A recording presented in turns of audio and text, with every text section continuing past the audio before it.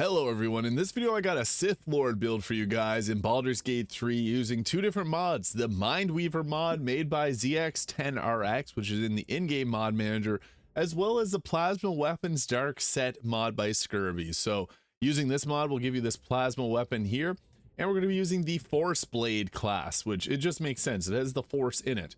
Sonic Ward would be nice for a Jedi, but we're going to go with the Force Blade because this gives us heavy armor proficiency. It also gives us the Force Blast. We also get some different effects from our armor as well as from the weapon too. So I'll be covering all of that in this video and taking you through the full leveling guide, the gear to use, and just combat in general. So with this, we do have to set our skill proficiency. So just be mindful if you're playing this, these might not be set, especially on console. So just make sure you got the intelligence set there. And we can build into strength or dexterity. This is kind of the option we got. So constitution, we want to have 14. And then for our damage stat, we're going to have 16. Now, the best way to make this is actually to go into dexterity because this is going to give us higher armor, higher initiative, and if we use a later armor, we'll get a higher armor class.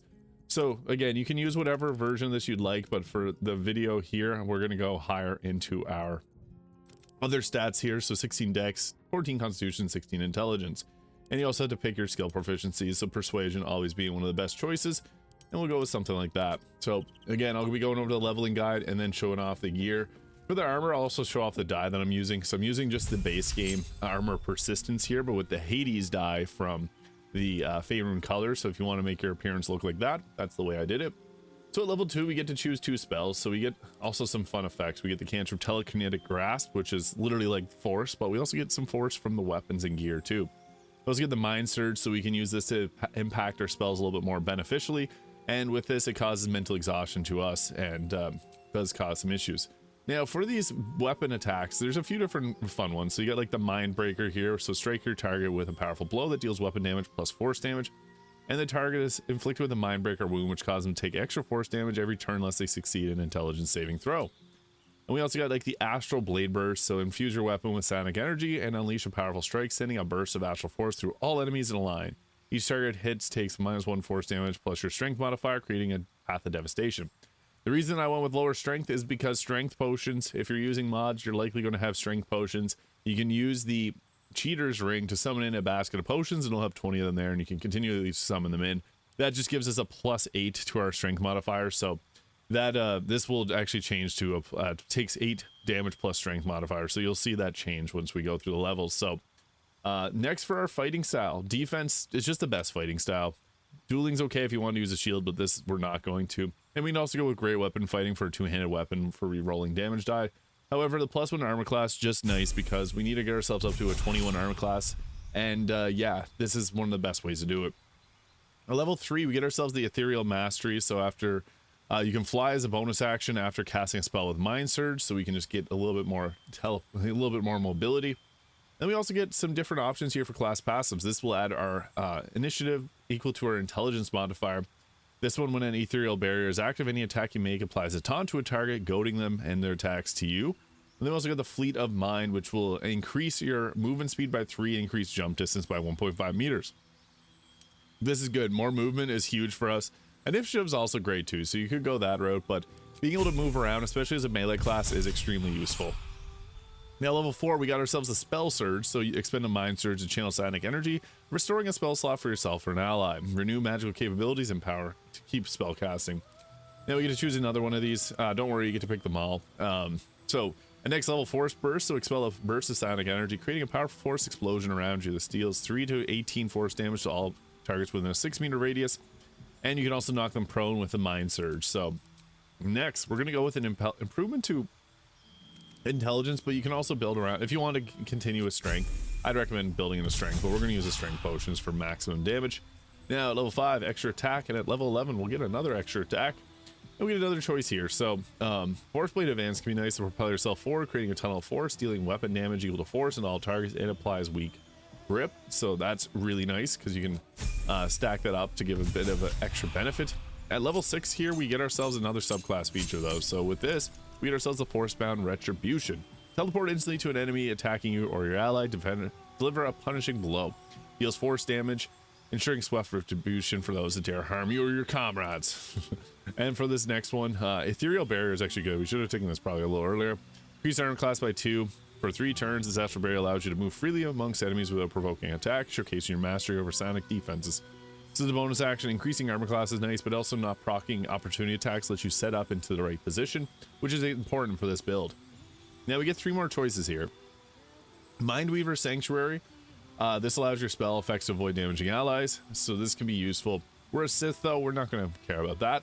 Kinetic Deflection. Create a kinetic barrier deflecting an incoming melee attack. Reduce the damage equal to your proficiency bonus, showcasing the Force Blade's mastery of both physical and mental fortitude. This does require a greatsword or longsword. Doesn't apply, unfortunately, to this weapon. And then the Mind Resonance. So your melee attacks resonate with psychic energy, adding additional 1d4 psychic damage to each strike. The mental force applies the impact of your physical blows. This just makes sense for a for playing as a Sith. We're overpowering them with our mind, so we'll go with that for extra psychic damage, which is really effective damage type. Now level 7, blank level up. We just get to go ahead, more health. And level 8, we get ourselves a feat and another fighting style, and we also get to take another spell here. So I think that Mark for Destruction be your target with a psionic mark, gain advantage on attack rolls, and each strike deals additional force damage equal to your spellcasting modifier, ensuring each strike was executed with devastating precision. And for this, we can go with the great weapon fighting. If you want to use 2 lightsabers, you can go with the 2 weapon fighting. Just depends on what you want to go with. I went with the Darth Maul style 2-bladed one here, so I went with that. And for our feat, I think it's best to just take intelligence all the way up. You can go with alert here. That's another option that we got. We'll just go with that there. I did make a Jedi Sith kind of hybrid build yesterday. It's an Eldritch Knight mixed with a wizard, so you can check that video out if you want. We get ourselves another class passive here. I think it's best to improve our overall initiative, because this allows us, I usually use the Hellrider Longbow for the +3 to initiative, but we can use Gaunter Mail for haste, which is really, really useful. We'll take the Mind Flare Strike, which deals weapon damage, and this Mental Disruption allows you to make a follow-up attack with Sonic Aftershock on one of the enemies using Mind Surge. So again, that does place a debuff on us, but it's useful. Here at level 11, we get the improved extra attack and our final spell, Force Empowerment. Harness psionic energy within, causing your weapon to glow a menacing red Force infused power. For 4 turns, your weapon attack will transcend the physical realm with Force Empowered Strike, dealing devastating force damage. Enemies struck by your empowered blade will tremble by your newfound might. Using Mind Surge allows casting Force Field Aura. So that's quite nice. Now we could take another level of the wizard again. That allows us to scribe some spells and take things like Globe of Invulnerability, which is really useful. And also you could like put Witch Bolt on, kind of fits thematically, although not that strong of a spell. We're going to stick her here and take the +5 to initiative. However, you can go with the Savage Attacker for the increased being able to reroll damage twice, which is nice. Alternatively, you could also take the spell Sniper spell and take Eldritch Blast. That's another fun one you could go with. We do have some other versions of that with like the Force Blast, however, so we already got something similar that only hits 1 target at least. But what we want to be rolling with for gear, I went with we got ourselves, I guess we'll show off all the abilities here. We don't even need to expand that because we got all of our different force abilities here. So Lightning Fury, Force Throw, Nonce Macabre, which allows you to move around, Force Twirl, which is a cool one from the lightsaber, Force Choke, Force Stasis, and then Greater Force Cloak. It's a little bit different than the other ones that I showed yesterday. Force Teleport is a bonus action, Basic Force, which you can push or pull, and then we got all of our Force Blade spells here, so these are fun. Now I am using the Armor Persistence here. This would give us a 24 armor class. However, the boots give you a benefit of +1 armor class if you're not wearing armor or shield. So we can alternatively take like the Dark Robe here, which does put our armor class down to 22. It's your choice if you want to go with the heavier armor for more armor class, which will also reduce incoming damage by 2 and give you resistance, so half physical damage and Blade Ward. Or you can take this here, which will give resistance to force and psychic damage and gives you health on saving throws. And also you get Force Conduit, which is a nice benefit to deal additional force damage. So it's your choice between the two of them. I also said you got the Hellrider Longbow, but you can go with the Gaunter Mail here because we're going to have a good initiative with our Dexterity high. So this is what the stats look like with the Strength Potion +8 to strength checks, which lets us do these attacks. Each target hit takes 22 to 34 force damage. So it becomes really strong. So with this lightsaber, I'll show us this looks like off in combat. So getting off into a combat encounter here, I'm not even going to use haste, but you typically, if you know you're getting into a fight, set up with haste. That's just the best way. Getting 2 actions makes this very strong. So we do got like some very powerful attacks, like Lightning Flurry will strike target 4 times in succession. This will literally delete anyone off the battlefield. So Danse Macabre here to set up. This is nice because you can just use that to get some extra range, and you can follow it up with another attack. We unfortunately one-shot them through the wall, so we can just end our turn there. But yeah, you do got a lot of really effective abilities, so the Force Blade adds a lot to this, but the Jedi abilities are also quite fun. I don't know why the AI thought it would be smart to jump there. We really messed up their AI. I don't know what's going on. We'll just let them run out in front of us, and then we can do our Force Twirl and just completely wreck them. So I'm surprised they didn't attack us, but we got our Force Twirl here, so this lets us hit both of them in quick succession. So boom, that looks so cool.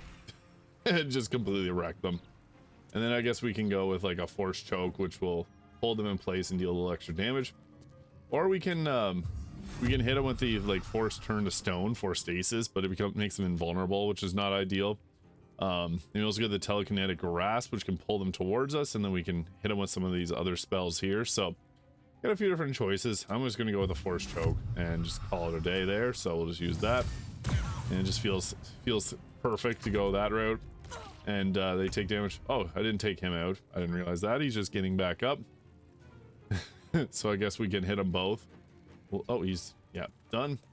And let's go in. You can use your Force Blast here to hit with some damage, or you can use the Mind Breaker, which can be upcast. Basically like a Force version of Smite. So you got one of those there. We'll just hit him with another. And hit him with another.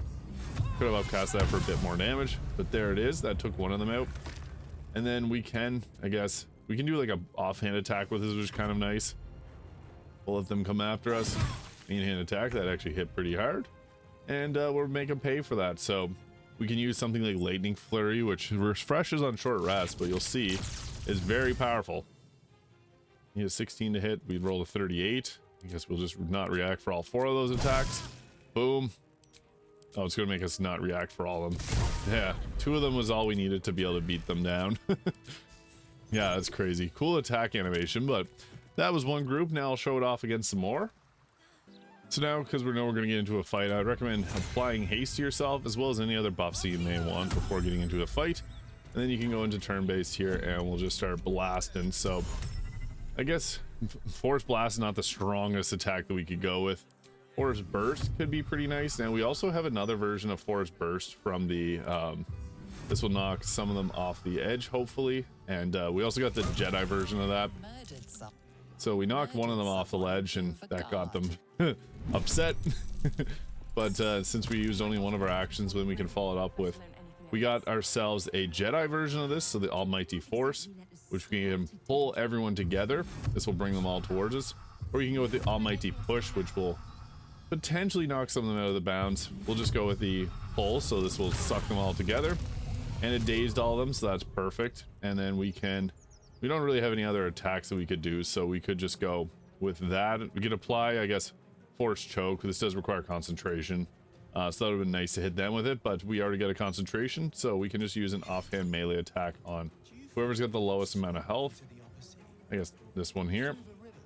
And we can hit with that. Perfect. Boom. That took one of them and dealt psychic damage in the area around it. Perfect.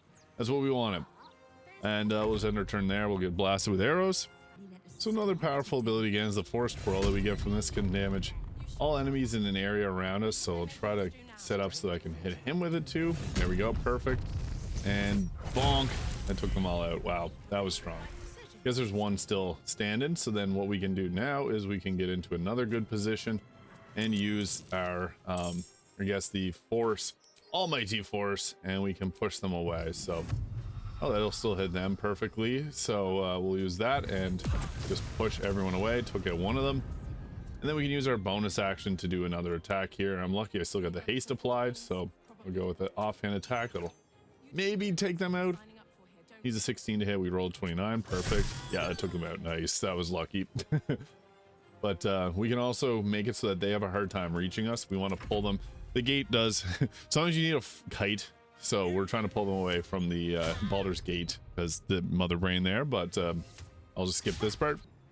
And that wrecked them, and they just literally ran towards me. So we're in a prime position to go back, and Almighty Force is just really strong. So what's nice about it is you can just push people right to their demise. So we'll try to set it up so that we can get as many as we possibly can here. Ooh, Let's see, maybe right here we'll do it. And push. Oh, I only got one of them. Yeah, it's kind of hard to find the positioning for that, but we got one of them knocked off the edge there. And then I guess we can hit with like a force. We'll see what we got here. Lightning Flurry would hit really hard. I guess we could go with that if we wanted to take someone out with a bit higher health. Yeah, we're running low on enemies, so I guess we'll use that. It does a ton of damage, as you saw. I'll just use the execution on the first one. I guess all of them. Multiple critical hits. Yeah, that blasted them into tomorrow. And I guess we could go with like, we don't have enough range for that. For ranged attacks, I guess there's just like the force throw. We can use this and pick them up and throw them. I guess try to throw them somewhere. Doesn't really let us throw them off the edge, but we can just throw them way over here. And that it took them out. I guess it's all we needed. And then there's one more over here that we can go and start to harass. We'll try to get a line of sight on them. And I guess we can go with a bow attack. Not enough movement. That's all right. We'll just end her off there. And squad just chilling. And to finish them off, we got like a blade burst here, which can hit in a pretty decent range. If you're not able to make it to a target, you can use that to just hit them with it. Boom. Took them out. I was just going to say we also got the Danse Macabre here to make a bit of extra range on our attacks. Then it uses the extra attack. So there is a Dark set Sith Force Blade build guide in Baldur's Gate 3. I made you another Jedi one that's kind of a Sonic Warden subclass because I think that some people might want to see that. But this is another Sith build in Baldur's Gate 3. Hit the subscribe button below if you haven't already. Thank you so much for watching, and I'll see you in the next video.